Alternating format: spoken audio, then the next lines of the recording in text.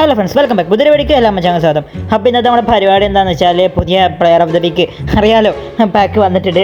So നമ്മൾ ഇന്നത്തെയും പരിപാടി പോലെ നമുക്ക് ആ ഫ്രീ ട്രൈ കാര്യങ്ങളൊക്കെ ചെയ്ത് നോക്കാം. എന്തായാലും ഇവിടെ നോക്കുകയാണെന്നുവെച്ചെങ്കിൽ പാക്കിൽ പറയാനായിട്ടുള്ളത് ഹാളൻഡ് അങ്ങനെയൊക്കെ സംഭവങ്ങളൊക്കെയാണ് ഉള്ളത്. അതൊക്കെ ഒരുപാട് സംഭവങ്ങളൊന്നുമില്ല, നാഷണൽ ടീമിൻ്റെ ആണെന്ന് തോന്നുന്നു. ഓക്കെ, ഇപ്പോൾ വേൾഡ് കപ്പ് ക്വാളിഫിക്കേഷൻസ് നടക്കുന്നുണ്ടല്ലോ, സോ അതിൽ നിന്നുള്ള പാക്കാണ് കൊടുന്ന് വന്നിട്ടുള്ളത്, പ്ലേയേഴ്സിനെയാണ് പാക്കിൽ കൊടുന്ന് വന്നിട്ടുള്ളത്. സോ നമുക്ക് നോക്കാം എന്താണ് കിട്ടുക എന്നുള്ളത്. ഹാളൻഡ് കിട്ടിയ അടിപൊളിയാവും.